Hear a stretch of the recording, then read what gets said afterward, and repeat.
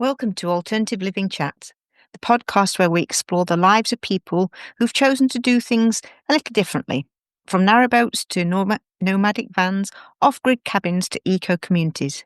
We dive into what motivates people to live alternatively, what their day really looks like, and the highs and lows of choosing the road less travelled. I'm Maxine, and I live aboard our narrowboat, Never Too Late, so I know a thing or two about life outside the box. Today, I'm chatting with Andy, and he's going to introduce us to himself and his lifestyle, and I hope you enjoy it. Thank you. And just before we join Andy, if you fancy joining me on Alternative Living Chat, please just drop me an email at alternativelivingchat@gmail.com, and I look forward to having a conversation with you too. Right, so we're going to listen to today's conversation, and I'm going to pass you over to Andy, who's going to introduce himself. So welcome, Andy. If you'd like to tell us a bit about Thank you. Yeah, thank you so much for having me. My name is Andy. I'm known online these days as Four Boys on a Boat, which people have started to call me in person, which is quite funny. And and I live on the Grand Union Canal, mostly on my 50-foot narrowboat Inchy. And I live with my three children, Thomas, James, and Oliver. And so we're a family of four living in a pretty tiny space. And we spend much of our life documenting that and sharing it online with people and yeah, sharing some of our adventures as you do yourself on the Yeah, internet to complete strangers, which is fun. definitely. So how long have you been living on the boat? I've lived on the boat personally now for 4 years, not a really long time. Um, and I originally moved onto the boat with my partner, and then we separated, and I moved on to this boat on my own, which was an absolute perfect bachelor pad, 50 foot, nice big double bed to myself, loads of space. It was amazing. And then sadly for my boys, they lost their mum around a year ago now. About a year ago, their mum died. And obviously there was no question where they were going to come. They were going to come and live with dad. And they moved in to the boat with me pretty much right away when their mum passed away. My eldest Oliver, who's 14, moved in with me literally the day after, and then a week or two later, the other two boys came as well. So it went from being actually what felt now like quite a spacious bachelor pad to really being quite a tiny home for a family of four. But we make it work, and we absolutely love the lifestyle that we live. I wouldn't change it for the world. I don't think the boys would either. Maybe occasionally, but generally speaking, I think the boys love being on the boat, and we love the community that comes along with it, and the lifestyle that we get to live doing this Yeah, is perfect. that's amazing. I mean, as you say, it must have been a shock from us, from your point of view, from one into having four aboard and three boys as well, because obviously they liked to be out and about and space from if they've been living in a house before. So, I mean, what's been the biggest, problem or adventure you've had to sort out? Yeah. So it's definitely been a transition. The boys, when they were living full time with their mum, would visit me the weekend. So they knew the boat, and they understood it, and they had it wasn't brand new to them. However, they were living full time in a 6 bedroom house. Oh, wow. It was a pretty big house they were living in, and they were living quite an affluent lifestyle as well. They had some nice cars. They had some quite fancy holidays. They went away last year to Dubai and to Tenerife, and so I feel like the lifestyle they were living is what I would say was a traditionally affluent life Yeah. in this big space. Everyone had their own bedrooms and their own stuff, a lot of stuff, and kids really like stuff, don't they? And obviously, moving into a smaller space, I think the hard thing is for children to understand maybe letting go of some of these things that don't really matter to us, but children can hold on to quite a lot. It's things like big giant teddies and loads of toys and things that they probably never touch. They really do want to keep hold of that. But on a boat, that's just not possible. We have a 6 foot wide space. There is obviously this idea of minimalizing your life a little bit. So that took a while for them to transition and to get used to. However, it it opened up so much more.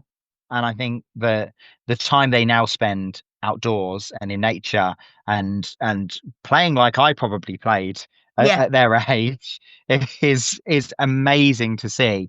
That it's forced them to let go of what I feel like is a slightly modern day childhood of more stuff and more things and more possessions, and go back 30, 40 years Yeah. and play outdoors and create their own play a little bit more. So while it was certainly a difficult transition, I think it's done amazing things for them, absolutely amazing things for them. And they're kids, so don't get me wrong, I will still get sometimes I'm bored and I don't want to play outside because there's nothing to do and all those things that kids say, don't they? But for the most part, once we're at a new spot, we move every 2 weeks. We're continuous cruisers. So once we've moved to our new mooring, there's a whole new place for them to explore again. And they get out and they run around and that has become, I believe, for them an incredible therapy to handle with their grief as well. And the fact that they're now thrown into this adventure, I think has really helped to their process of having lost their mum and going through everything that they've gone through at such a young age, and to come out of the other side and start to thrive a little bit more now as well, which has been great. It's been really nice to see. I've really loved watching their transition. And then for me, having my own space has been, or the lack of it, has been a big change for me as well. I've gone now from said having this lovely big bed, full size double, to pretty much, so the layout of the boat, we have one bedroom which is split now into two single beds for the boys. We have the living area, which is a sofa bed, which is basically my bedroom. And then we also then picked up a second boat, which is a 21-foot river cruiser, Oh, which is my eldest son's boat. So oh, he has the most space out of everyone he's got because the he now best. has his own boat. I thought afterwards, I'm an idiot. Why did I buy this second boat and give it to him? Why didn't I take it and escape from everyone? That was a bad move, wasn't it? Oh no, I suppose with the age he is as well, he needs that space as well. So it's nice for him as well, which is because He does, yeah. yeah, it must. Otherwise, it would be quite difficult. Because I even though obviously they can all get on and everything, but I think you do need that bit of space. I think anybody living in a small, I mean, all boats with it doesn't matter even if it's a 70-foot boat, they are still small and you're confined. Yeah, And I think even if you've got the best of relationships and the best of relationship with the children and personally, you still need your own little bit of space now and again, don't you? you do. You Yeah. really do. And I think you have to find ways of creating that Yeah. even if you're creating that space kind of internally more than physically as well, just to find a way to for me as well, just to find that way to I use the bow space here where I am now quite a lot. With the boys very rarely come out here other than to come and ask me for food generally if I'm sat here. So I kind of keep this a little bit as my private space where I mean I don't tell the boys they're not allowed No. here, but it's almost become a slightly unwritten rule that if dad's in there, he's probably working or he's doing something. So let's Yeah. leave him alone. But like you said, for a 14-year-old to be able to get away and have his own space is so important. And they can get on incredibly, or they can brawl as Yeah. well Yeah. as siblings do. So to be able to even just say, right, Oliver, take yourself away, go to your boat and hang out for a bit. Yes, your brothers are being annoying. I agree. Yeah. Oh, Can I come go too? do this and that. Yeah, can Yeah. I come too? I think it's really helpful for him. I think for a little while when when the boys first moved on, we were all in the space, Yeah. it wouldn't have worked long time. We were sharing beds and all sorts. Me Yeah. with the smaller two. So long term, it was never practical. But just having that extra 21 foot all of a sudden has made the world of difference. Now, I'd still like more. I think I would love a 70 foot. I would Yeah. love to have my own bedroom again. Yeah. I That would can be the understand that. dream again now. So that's probably the next upgrade, is Yeah. to go a little bit bigger, but we make it work. It works. That's the main thing. So do the boys, do you homeschool them or do they go to school? So I homeschool my eldest, my 14-year-old homeschools. And at the moment, my two youngest are in primary, so and they're going into primary school. So we're doing a bit of both at the moment. I'm kind of letting the children lead that a little bit Yep. themselves and seeing how they get on with the school system. I'm I certainly don't believe the school system works for everyone. I don't believe it worked for me certainly as a teenager in secondary school. It was the absolute wrong environment for me. And it's funny now because I spend so much time talking, for example, and being thrown into a position where I was told that I talk too much and I need to be quiet and so on. Actually, my life has become all about the fact that I talk a lot now, and I thrive on communication. And I think it's one of the most important things, communication and human connection and the ability to talk. I think is one of the most important things for our children. And yet schools do tend to tell them to shush and don't get me wrong, there's the time to listen, absolutely, but the ability to communicate and express yourself, I think, is equally important. And Oliver is very much like me in that sense. He is wildly outspoken. And it's one of the things I'm proudest for about him. I'm really proud of how outspoken and how opinionated he is, and how intelligent he can articulate that. I do sometimes wish he wouldn't do it to me. I mean, be articulate and outspoken to everybody else, but then when it's me, just do as you're told. That'll be fine, thanks. But he just didn't fit into the school system whatsoever. I actually feel like the school system really brought him down, and what was working out of him the things that the qualities that he has that are his best. I think primary school's a little bit different. It's still fun at primary school, and for the boys while they're young and they're enjoying primary school, I think it's a great place for them to be. Logistically, that can be difficult I was thinking, because yeah, we're continuous cruising. We're moving every 2 weeks, and this Canal and River Trust do not help with that at all. We stick to the rules. We don't get any special treatment for having kids at school. You won't get any special treatment for having work or education at all these days. So we do have to. We're sometimes a bit creative with our cruising patterns during school time. We try and stay within certain areas, yeah. and then as we get now, like into the summer holidays, like we are now, we've gone that bit further afield just to get our mileage in and just to show willing as much as possible, and for our own sense of adventure as well, to be able to move around as much as possible. Oh, that's good. And then obviously they can decide then when they get to the age that they've got to Yeah. when they go to secondary school. So it's up to them then. Secondary, yeah, and I think so. And I think by that age, I think personally, I want to make them feel heard at that age. Once they have that voice and they can articulate their reasons why possibly they might not want to go to school, and then tell me what they're going to do instead is actually what I want to hear from them. Yeah. Okay, so you're not going to go to mainstream school. What are you going to do? How are you going to do it? And the moment they can tell me that, that will be the point for me that I'll reconsider for them again and possibly go full on homeschooling. Again, there's disadvantages for that for me, and I really try and be as honest as a human and as a parent as possible. And having your children with you all day, every day is really hard work. At the moment, having them in primary school gives me some time and it gives me a break.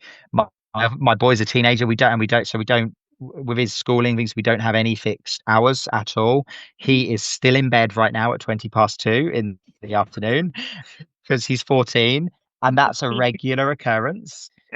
It really is. So I actually get that space from Oliver because he could be in bed for half the day. Whereas with the boys, having them at school gives me that time to work and to relax a little bit and to be Andy rather than Dad Yeah, for a few hours. it's very important. So do you actually do, are you self-employed? How do what do you do for your income? Yeah. So forever changing. By accident, it's forever been changing, really. Over the years, most of my career I've worked as a photographer.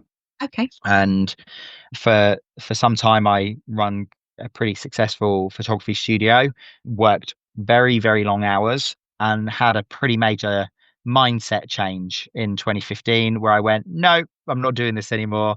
I'm not spending my life working, not doing it. And that was probably one of the big factors that led me towards living on a boat, that I wanted to find a way that I could live well for less. Yeah. And being on a boat gives me that. I don't need the same level of income as I did when I was paying a mortgage and doing all that thing. So I can work less than I did. By absolute accident, I've started to do much less photography work, and most of my work now has become social media. Ah, And I've started to now be able to create an income from my content that I create and that side of things as well, which is I didn't even know existed I feel like I'm slightly too old for all this kind of influencer stuff. And it's a strange world, Yeah. but overnight almost the my social media just blew up and people started following and then it suddenly has become a bit of a career, which is really interesting. But I'm also writing at the moment. I'm currently in the process of writing a book. Oh, fabulous. I'm just working with an agent now and working towards proposals for publishing. So Yeah. that's really been my main focus has been my writing, which is at proposal stage now. We have a proposal to send out to publishers. So now's really the scary the Yeah. scary bit now to see where this goes. But that's been a real big focus on mine, which means that actually I've taken some sacrifices financially to give myself the time and the space to be able to write. And it's a hard step to make because Yeah. that early stage as a writer is is not thankful in any way whatsoever. No, it's not. I'm Um, honest with it. I write children's books, but I'm in the process of writing yeah. because we've been on the boat for just over 3 years now, and so I'm just doing a warts and all, basically, the good, the Yeah. bad, and the ugly of it. And but it's Yeah. yeah, it's gets your head thinking and everything. Yeah. It's a difficult one, but it's a fun one as well. Yeah. Yeah, no, it is. And I've loved doing it. And actually, my writing for me started as a hobby anyway, and started as something that was designed to be cathartic and therapeutic for myself.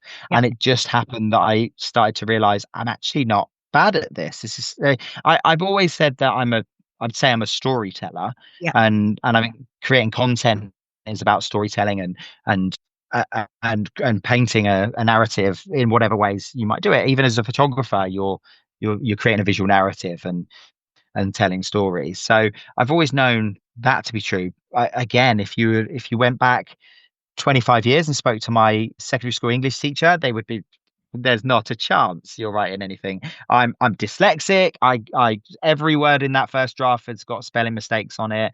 I can barely spell my own name sometimes. But the creative side of writing, I just find has come quite naturally to me. And then thankfully, the wonderful thing about having an incredible agent that I get to work with now is that they can then sort me out a little bit and deal with that sort of thing, make it in any way yeah. tangible and readable. I look forward to reading that when it comes out. It'll be good. Yeah.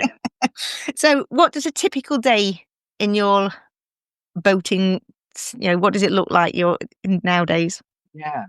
I mean, boat living on a boat anyway, as you know, it's like a full-time job, Yeah. isn't it? There's always work to do. And I think people look at boat life and it's kind of see the romantic side of it sometimes and it's beautiful. I'm sat here now in this beautiful Gorgeous. scenery with sheep surrounding me and it's stunning and it looks Yeah. stunning, and when people walk past and I'm sat with my cup of tea on the bow, I'm sure they look and think, wow, that's an incredible easy life. But the boat itself is a job. The fact that most days and especially with four of us, and most days I'm waking up and there's toilets to be emptied, there's bins to be taken, the solar panels need cleaning, the bilge keeps getting water in it because we've got a leak somewhere that needs sorting out. There's constant repairs, constant jobs. So every day, I don't think a day goes by when there isn't some sort of boat job to do, and that can vary. There's the regular boat jobs, and then there's the sudden what on earth's happened boat jobs that we all get. So I think that obviously ends up taking up a big part of your day. Again, the boys are generally at school, so we get up in the morning, and our wake up time very much depends on how far school run is. I try and keep within about 30-minute drive to school during school times. The great thing again is I think at the moment we're from the closest point to the school, we're probably about 4 or 5 hours cruise away, Yeah. and it's about 20-minute drive. It's mad. So it's madness, isn't it? It doesn't matter how far you go, you're never that far Yeah. away, are you? We could keep going and it still would be accessible for Yeah. school. So I know, and that's a question we get asked a lot. Oh, how do you get into school if you're moving all the time? Do they move schools? It's just does you've never gone that far. 3 mile an hour, you're not going far, Exactly. really. So generally really we'll get up kind of 6, 7 in the morning, and we can get the boys to school easily on time, without rush, without panic, and it's nice and easy. And then that's my opportunity to then come back to the boat and tackle those boat jobs Yeah. for the first couple of hours generally, and work out what needs doing, what needs fixing. And it's a full-time job. The boat Yeah. itself is a full-time job. I think if you're going to live on a boat, you need to have one or two things. You either need really deep pockets to pay people to do things, or you need to be absolutely willing to get stuck in and do it, or learn to do it. Sometimes there's so many. Yeah. Before I lived on the boat, if you'd asked me to fix an engine or wire electrics and all these things that we end up doing, I didn't have a clue, not in the slightest. But now I've got to a point where mechanically I'm really capable, and it probably takes me longer than it would a Yeah. professional after I've made a few mistakes and so on. But there's not a great deal for repairs and things that I can't just get stuck in and do myself now. I think that's just about a willingness to spend your days Yeah. sorting it out and doing it. I don't know. Genuinely don't know how the people that do have like full-time 9 to 5 jobs and boat life, I don't know how they do it. Oh, It's when no, do they find the time for the boat stuff? that's it. It's crazy. So do the boys help with what do they think about boating? Do they steer and what? Yeah, yeah, absolutely. They have embraced the life incredibly. It's amazing. My eldest, absolutely now, he is a boater. Is he? There's just no doubt about it. I could not imagine him not living this life now. He's absolutely fallen in love to living on a boat, and the fact again at 14 years old he now has his own boat is such an incredible position to be in. I kind of said to him as well, I feel like you're basically a homeowner now. We can upgrade this. This is something we can work on. If you work on your boat and do your boat up, you can then that's yours. You can sell it. You can upgrade. You can get something bigger, Yeah. and this will build you up to having your own boat and eventually going on in your own off on your own way in that boat. And I feel like that kids these days, young adults these days find it so hard to have a space of their own and move out and get that freedom. The people are living at home with their parents well into adulthood now as Yeah. well. But being on a boat has given him that opportunity that when he's ready to go off on his own, he can do that. But it also means he can always come back Yes. and be with me and have my support Yeah. without me just going, right, there you Sit back. go. Yeah, see you later. I might just disappear in the night Yeah. at some point. Uh, wake up and I'll be gone. And he is perfectly capable of having full control of the boat. It helps that he's a bit taller than me now at 14. He's overtook me height wise, because the other two struggle a bit because they can't quite see yet where they're going. But even then, I can direct them, and they will steer, and they know how a lock works. They know how to moor up and all those things. Yeah, they're really hands on. They still won't empty the toilets though. But that's Dad's job. Very much dad's job. That have to be a punishment when they've been really naughty. Yeah, yeah. Anything wrong, you'll empty the toilet. Yeah. That's it. So obviously, with having the four of you on board, what electrical wise, I mean, do you have solar? What you said you'll clean the solar earlier. So what's your setup like for? I've put a lot into really beefing up our electrics. Yeah. And again, despite the fact they love playing outdoors and all that, they still like their devices. Kids do these days. They've got an Xbox, a gaming PC, they've got tablets, they've got all those things. So we really needed to beef that up. So the solar wise, we've got 600 watts of solar on each boat. Wow. So there's solar on the other boat as well. The main boat has got 400 amp hours of lithium of LiFePO 4 batteries. Oliver's boat has got 200 amp hour of LiFePO 4 batteries as well. So we've got a pretty good bank of power. I've recently installed a 3,500 watt inverter on the main boat, and I've got a second one to fit on Oliver's as well. So he'll also have a 3,500 watt inverter on his too. So we have got the ability to run pretty much anything. We've got an air fryer that works perfectly, no problem at all.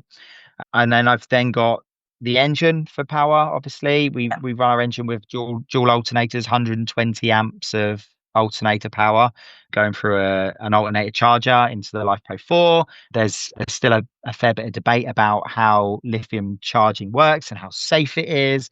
I'm really confident in it myself because, especially because we go through an alternator charger, and because we got good quality equipment with battery management systems and all protected and everything's fused. I'm really confident in the system. And then we also have a backup generator as well. We have a petrol generator as that extra backup. I mean, I would say for about 8 months of the year, we don't have to run the generator at all. Yeah. Not at all. We run the engine for hot water anyway. Our hot water is all provided through the air clarifier on the engine. So that's being run like for an hour a day at the moment for hot water and giving us a boost. Yeah. But solar is giving us most of our power at the moment. With the odd little boost there. Yeah. So we are definitely power hungry here. Definitely use a lot of power, but I've made sure we've got the capabilities to use it. The boys certainly use more than I ever would on But my own. yeah. But it gives you that other. I mean, it's making them happy as well within their lifestyle as being able because it stops. They've got to have that enjoyment as well, haven't they? You can't. Yeah, I mean, yes, it's lovely living outside and playing and everything, but the children are growing up, and it's technology, and that's the way it is, and it's it important is.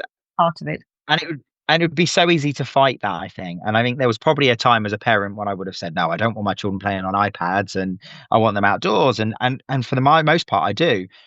It, I mean, it helps me too. Right Yeah, now, it's school holidays, and I'm here having this conversation, and the boys could be climbing all over me, stopping me from doing this. But I've said, right, you know what? You can have an hour on the Xbox, go and chill out for a little while, and they will, for the most part, probably stick to it. And then afterwards, we'll head out again, and they'll go out on their bikes. And I think it's balanced there. I think the balance is fine. I don't think there's anything wrong with the games and the devices. And I think the world that we're living in anyway, they almost have to know about these things and how to use computers. It would be really alien for them not to understand that. And it also gives them a fair bit of communication with friends. yeah, Um, Only friends from their old life, from their old school, yeah, that they still now have contact with because of these devices, and they can play games with them, which is lovely. So yeah, there's definite pros and cons. I think it's really important to keep balance and keep some control over how much they use. yeah, Um, but then being able to do it and not having too much restriction. We have had power go out. We've had yeah. 10 o'clock at night, all of a sudden batteries have died, and it's happened. And you kind of make a bit of fun out of it. You light some candles, and Yeah. you do what you have to do. That's it, exactly. So with you're saying about friends and everything for the boys, do they have friends over? How does it work? Is it difficult nowadays with, how things work? Yeah, there seems to be less all of a sudden lately anyway. There seems to be less people having friends over. Yeah, It just doesn't seem to happen as much. I'm always saying, "Oh, do you want to go over to friends or do this?" And quite often, then it's no, they're just going to be online, and yeah, they don't seem to want to hang out with friends, which is really bizarre. So Teresa, who I originally moved onto a boat with, we said we separated and went off on our own way. We've recently got back together, but on our own boats, uh-huh, which is amazing. It works perfectly. For years, I looked at couples like, no, we don't share a bed and things like that's a bit weird. No, it's amazing. It's the best way to do it. But she also has two children that are similar age, so they've become a big part of their kind of play network as well. With them living on a boat, also, it really helps to have that common ground. For the most part, though, friends at school think that it's like the coolest thing ever. I was thinking, I bet they did. Yeah, Yeah. See, earlier on when I started doing my social media, I had some odd negative comments of people saying, "Oh, won't they get bullied for living on a boat and so on?" I mean, first of all, my question was, well, if your children are bullying people for being yeah, on a boat, that's your problem, not mine. However, it's the absolute opposite. They certainly my 7-year-old's friends think it couldn't be cooler to have this boat life. that's It's the it. best thing ever. Yeah, All the way up to teenagers. They think it's great. yeah. No, it's different, isn't it? And and kids love something that's a bit different, which is good. So Yeah. yeah. So do Yeah. you think this is going to be your life forever, or is it just the next chapter? I mean, never say never. You never know You know, what life can can throw at you. I couldn't imagine not living some idea of alternative lifestyle. yeah, I certainly couldn't imagine going back to bricks and mortar. And would I consider other alternative lifestyles? I think I would. I think there's other things I would consider. I would love to travel more and vaster distances. So that's when maybe things like a van come in and so on. But at the moment, I love the canals. I love the the canal comes with this amazing community as well, and it's people that may never talk to each other out in the world for any other reason, maybe have nothing in common in life whatsoever, but this commonality of the canal just seems to bring people together in such an amazing way. And it's created for me an idea of community that I didn't even know that I wanted. I For a long time I felt like I was quite antisocial. I'd spend my days being very outgoing and chatty and loud, and then I would come home and be like, I don't want to do any more of that. I've spent that now. But being on a boat has made me realize how much I thrive on that idea of society and community. And I think we've lost that yeah, everywhere. Really, it's gone. But every time we moor up next to someone, we'll be on the towpath having a cup of coffee within a day or two. yeah, It's very rare that it's very rare we'll come across new neighbours that we don't spend our time talking to. yeah. And I've lived in houses and not known my neighbours' names for years. I totally agree. I used the house. It was my previous life because I remarried to Steve, but I lived at the particular house for I think about 10 years. And I can remember going to the next door neighbour's party one year, which I didn't know them very well at all, but they'd invited out. It was a new year. And I was chatting to this person and she said, oh, oh, you must be a nurse. I went, no, she said, oh, you go out at strange times. I said, oh, do you live near? She said, yes. And she literally lived 2 doors away from me. I've never ever spoken to Wow. her. And you didn't even, no, never seen her. No, It's crazy, and isn't it? and I thought and that but now as you say, you as soon as you moor up, you speak to I speak to more people now since I've been living on a narrowboat than I ever have in any house that I've lived in. Because I've gone out to work at silly times and things like that and come back. And once you've got home, you close the door and that's it. Yeah. But yeah, Yeah. it's an amazing it's a totally it's I always think it's like going back to when I was growing up in the 70s. It's going I was brought up in villages, and it's like a village again, and that's how I It it is. It is. it's It absolutely is, isn't it? yeah, It's a massive 2,000-mile village. it is. Um, it really is. Meeting And people and in a month. and oddly, yeah.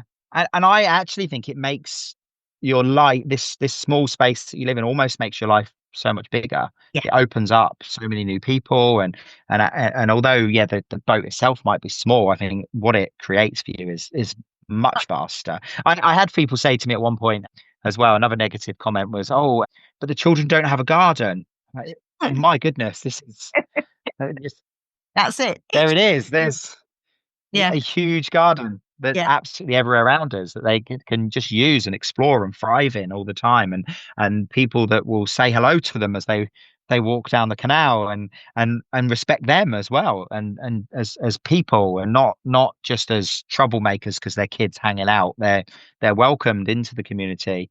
And it's yeah, and although yeah, I would consider some other ways of living maybe nomadically, I don't think any of them have that idea of community that we've got here. No, no, I totally agree. So, what's been your best area or part? What's been the best thing about living since you've moved onto a boat? What's been your most memorable event or time? Well, again, I think that community has been the thing that saved my life in many ways. But what it's done for me mentally and emotionally has been just incredible. And it's the my favorite part of this is, and that comes from so many different things. It comes from that community. It comes from the friends I've built. It comes from this immersion in nature, that you're not living near nature. You are in nature. You're part of it. And I've had some periods of my life where I've really struggled mentally, and I've really struggled with my mental and emotional health. And being living this life has absolutely saved me from that. And that comes from so many things. The idea of freedom for me is really important now. The fact that I can just move around and be so nomadic, And I think that on a boat, we're almost the last nomads left in the UK Yeah. that are allowed to do it. Yeah. Um, Again, there's van lifers out there that move and travel, but they're often moved on quite a lot. There's height restrictions in car parks. I mean, it's still illegal in this country to be homeless. Technically, Yeah. the Vagrancy Act still exists and says that people are not allowed to be homeless, which is insane, absolutely insane. But here on the canal, we're allowed to be here. This is okay. There's some bureaucracy involved. We pay our license, we follow the rules, and then we're left to travel and to travel as much of the country as we want and to move around. And that to be able to live that level of freedom and be left alone to do it. And actually they're also respected Yeah. by the wider community for it as well, in a way that I think other nomadic lifestyles aren't. I think again, even van life as caravan dwellers and these things are often really looked down on Mm. and scrutinized in a way that we're not. People still romanticize this life, I think, just enough that it's okay Yeah. and that we're acceptable. But it's give that freedom has honestly, it saved, I genuinely think it saved my life. That's good. That's I good. really do. So, if somebody's thinking about this lifestyle, what advice would you give them? Well, you've got to be a bit weird, haven't you, to want Yeah. to do it. You've got to be a bit odd. Definitely. But I think the absolute obvious thing to do to start with is to try it and to go and hire a boat. It's not the cheapest thing in the world to do to go on a narrowboat holiday, but to weigh up the difference between the romantic idea of boating and the reality of boating. The only way to do that, I think, is to get on a boat and spend at least a couple of weeks doing it. And so if you've got the ability to be able to go and hire a boat for a couple of weeks and go off and have a bit of a holiday, it will at least give you a glimpse of what the reality of the life is.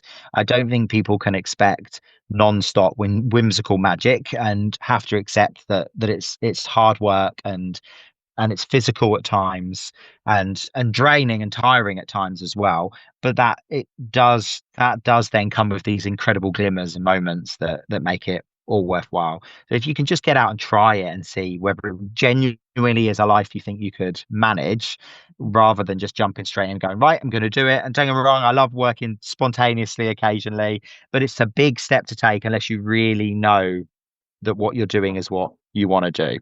Yeah. Yeah, I agree with you. It's amazing how many people do that, and then a few months later think, "What have I done? I shouldn't be doing Yeah, this." why have I done this? Yeah.